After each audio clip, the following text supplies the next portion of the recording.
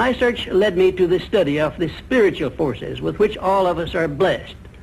And it was in this field that I came upon a clue which has enabled me to help millions of people to find their earthly destinies.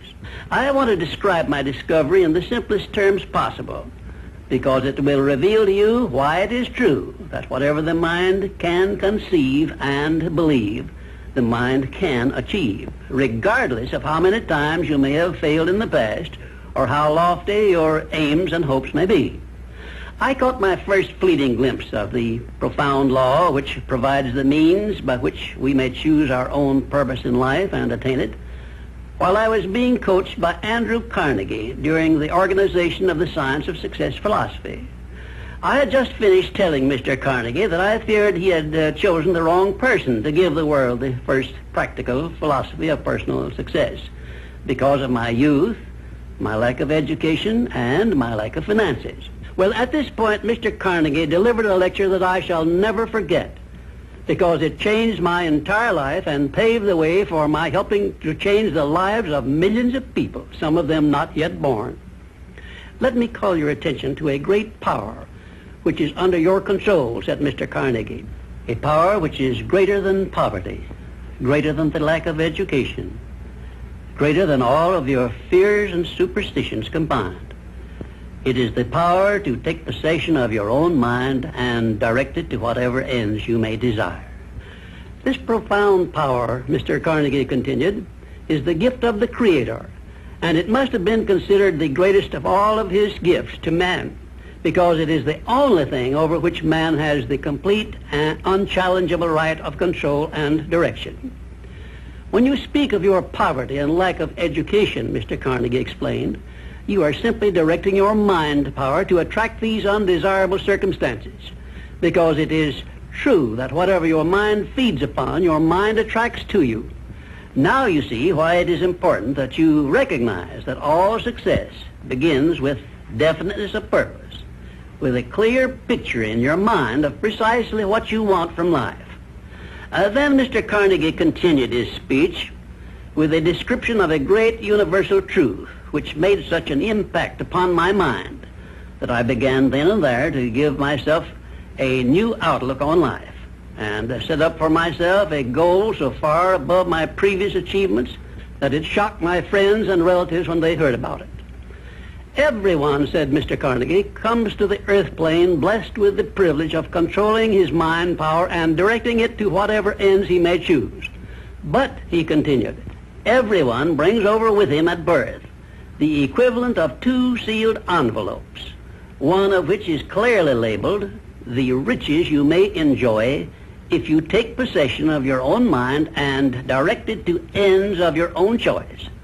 And the other is labeled, the penalties you must pay if you neglect to take possession of your mind and direct it. And now let me reveal to you, said Mr. Carnegie, the contents of those 2 sealed envelopes. In the one labeled riches is this list of blessings. 1, sound health. 2, peace of mind. 3, a labor of love of your own choice. 4, freedom from fear and worry. 5, a positive mental attitude. 6, material riches of your own choice and quantity. In the sealed envelope labeled penalties, Mr. Carnegie continued, is this list of the prices one must pay for neglecting to take possession of his own mind. 1, ill health. 2, fear and worry. 3, indecision and doubt. 4, frustration and discouragement throughout life. 5, poverty and want.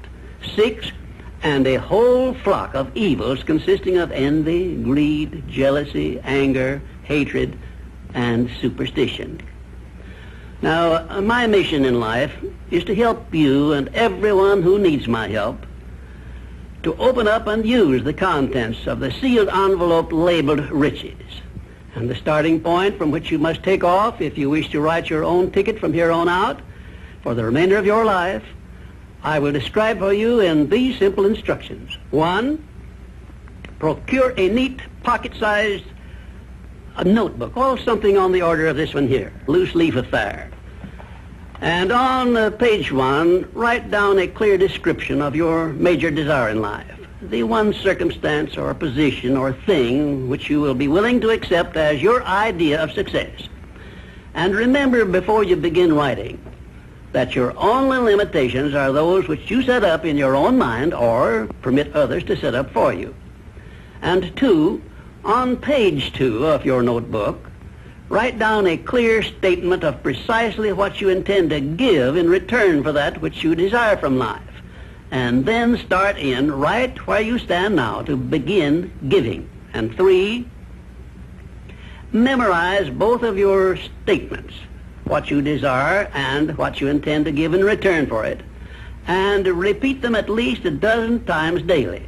And always end your statements with this expression of gratitude for the blessings with which you were gifted at birth.